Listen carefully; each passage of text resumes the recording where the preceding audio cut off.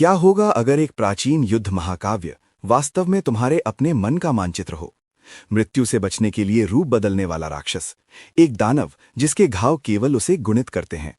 ये मिथक नहीं है, ये तुम हर बार जब तुम इसे मारते हो, ये और शक्तिशाली होकर लौटता है, और प्रतिरूप, और अधिक अराजकता।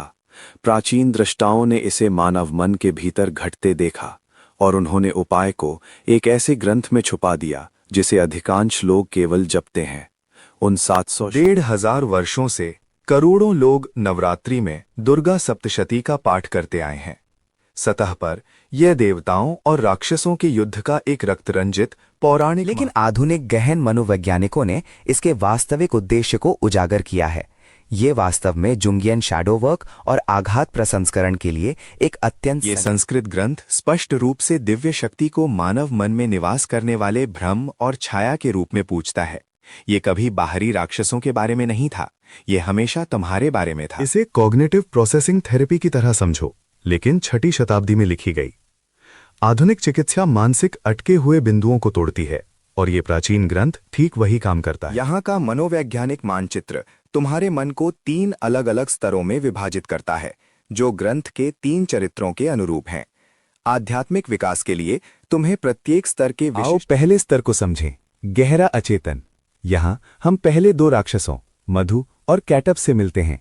वे नरक की आग से नहीं जन्मे, वे ब्रह्मांडीय कान के मैल से उत्पन्न होते हैं। घिनौना लगता है ना?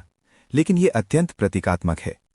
कान का मैल मन के सबसे कच्चे, सबसे आदिम संचय का प्रतिनिधित्व करता है।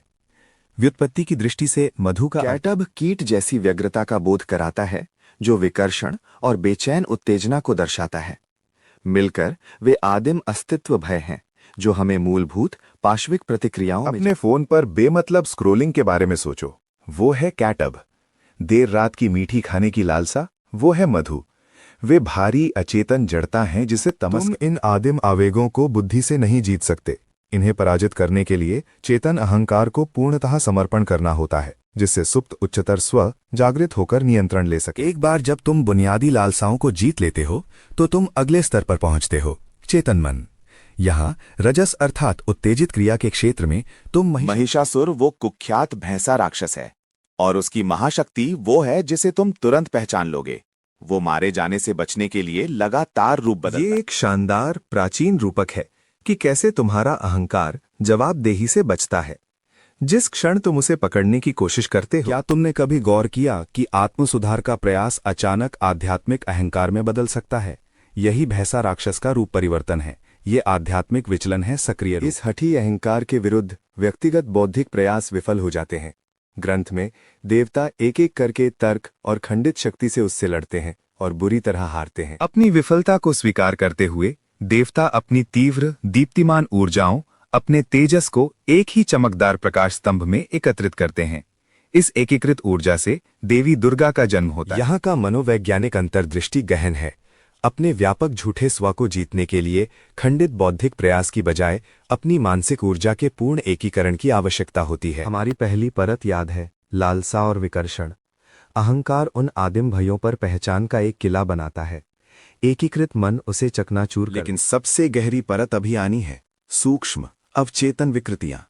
अब प्रवेश होता है राक्षस रक्त बीज का, जिसके पास एक वास्तव में भयावह क्षमता है। हर बार जब उसके खून की एक बूंद जमीन पर गिरती है, वो तुरंत एक पूर्ण प्रतिरूप को जन्म देती है।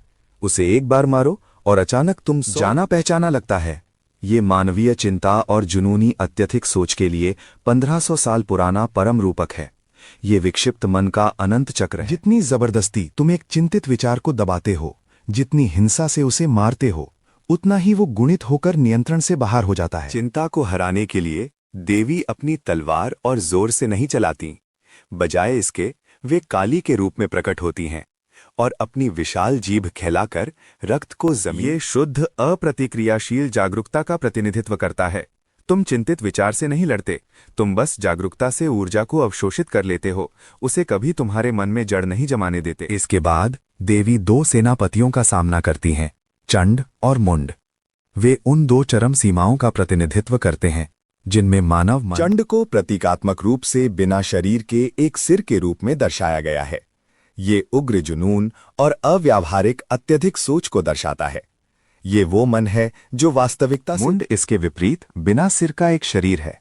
ये अंध, आवेगी क्रिया और निंदक पलायन का प्रतीक है। ये बिना एक भी विचार के दर्द पर प्रतिक्रिया करना है। उनका शिरच्छेद करके देवी इन आघात बंधनों को काट देती हैं। वे मन को लकवाग्रस्त, अत्यधिक सोच और लापरवाह आवेगी प्रतिक्रिया के बीच थका देने वाले दोलन से ये पौराणिक हिंसा नहीं है, ये तुम्हारी अपनी बंधी हुई ऊर्जा की मनोवैज्ञानिक मुक्ति है। तुम व्यवस्थित रूप से उन विकृत तरीकों को तोड़ रहे हो जिनसे तुम अपनी रक्षा करते हो। आधुनिक कॉग्निटिव प्रोसेसिंग थेरेपी की तरह ही इन विशिष्ट अटके हुए बिंदुओं को नाम देना और उनका सामना करना उनकी शक्ति छीन लेता है। राक्षस सिकुड़ जाते हैं। तुमने आदिम आवेगों, रूप बदलते अहंकार और चिंता के चक्र को जीत लिया। अब तुम अंतिम प्रतिपक्षियों का सामना करते हो, भाई शुंभ और निशुंभ। ये भयावह रक्तरंजित राक्षस नहीं है, ये आध्यात्मिक अहंकार के सबसे सूक्ष्म, सबसे खतरनाक रूपों का प्रतीक हैं। मैंपन और मेरापन, बुद्धि का अहंकार। आध्यात्मिक नेता बताते हैं कि वे आत्मसंदेह की पंगु बनाने वाली शक्तियों और उस संदेह को दूसरों पर प्रक्षेपित करने की गहरी जड़ें जमाई प्रवृत्ति। आत्मसंदेह से अधिक अहंकार से नहीं लड़ा जा सकता। इस अंतिम युद्ध को जीतने के लिए देवताओं को पूर्ण बौद्धिक समर्पण में हिमालय वहां वे अपराजिता स्तुति गाते हैं।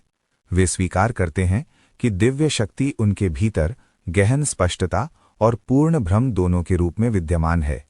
वे जानने की आवश्यकता। तांत्रिक विद्वान यहाँ एक छुपी हुई परत प्रकट करते हैं। ग्रंथ के 3 महाकाव्य ये युद्ध कुंडलिनी योग के प्राचीन विज्ञान से पूरी तरह ये युद्ध मानव शरीर में 3 ग्रंथियों या मानसिक गांठों, ब्रह्म, विष्णु और रुद्र ग्रंथि को भेदने के अनुरूप हैं। ये तमस, भारी जड़ता से रजस, उत्तेजित क्रिया तक जाने और अंततः सत्व तक पहुंचने का एक सीधा सूत्र है, जो शुद्ध, अविचलित स्पष्टता की अवस्था है। शुंभ और निशुंभ का वध परम अहंकार मृत्यु है। ये उस खंडित, सीमित विचार का त्याग है जो तुम सोचते हो कि तुम आओ, बिंदुओं को जोड़ें। दुर्गा सप्तशती का गूढ़ अर्थ कभी स्वर्ग में एक शाब्दिक युद्ध के बारे में नहीं था। ये तुम्हारे अपने मानस का एक अत्यंत संकेतबद्ध मानचित्र है, मानव मन के लिए एक जीवन रक्षक मार्गदर्शिका। सुंदर, भयावह। जब तुम कैटब की कीट जैसी व्यग्रता महसूस करो या महिषासुर के रूप बदलते बहानों को देखो, तो अब तुम्हारे पास उन्हें समझने का एक ढांचा है। आधुनिक मनोवैज्ञानिक शोध दर्शाता है कि आंतरिक संघर्षों को अनुष्ठान के रूप में परिभाषित करने से चिंता काफी कम होती है और व्यक्तिगत नियंत्रण की भावना बहाल। ये ग्रंथ तुम्हें ठीक वही अनुष्ठान देता है।